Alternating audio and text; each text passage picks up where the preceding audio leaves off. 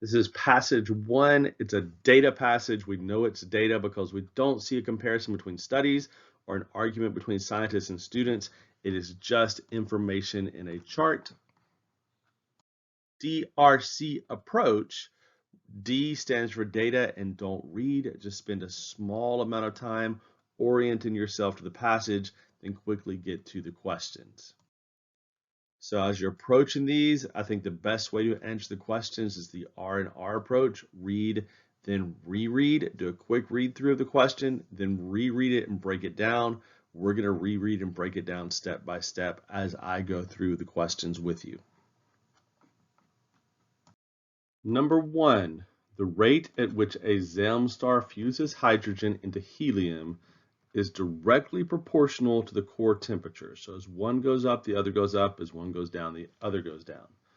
Based on the table, so core temperature is here, by the way.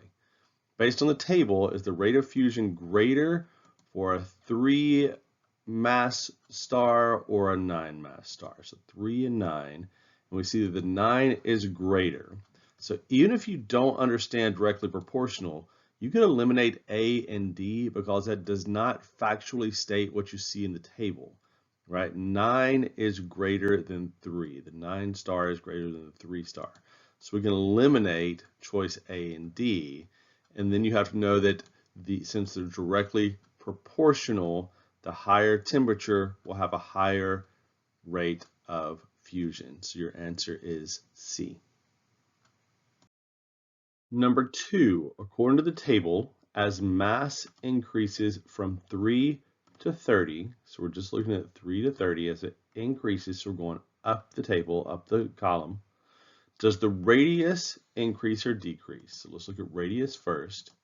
Here's radius, so it goes from 1.7 to 6.6, so that increases, so we can eliminate choice H and J.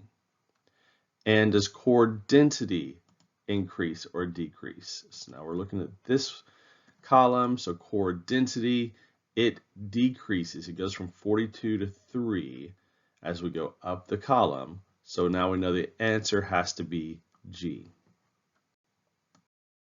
Number 3, an astronomer observes a star with a surface temperature of 27,000 kelvins. So that is going to be right here. We're just a bit above 26, right? So we're going to insert there.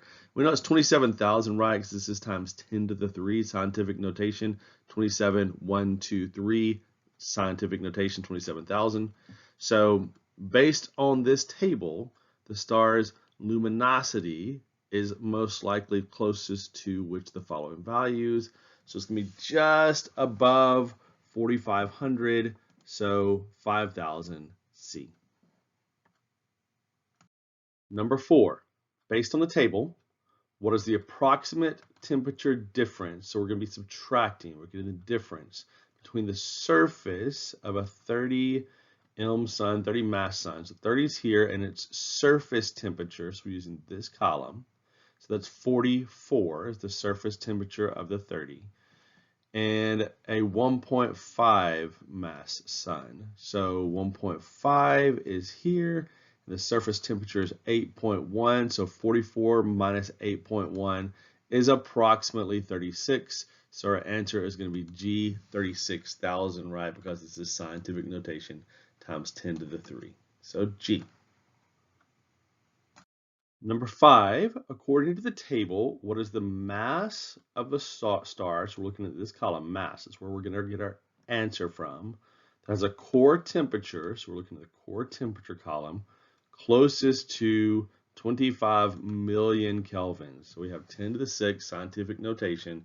So 1, 2, 3, 4, 5, 6. So it's going to be in this column, and it's right between the 24 and 27, just above the 24. So that means it's going to be between 3 and 5. If we look at our answers, we only have 3 and 5. We're looking at what it's closest to.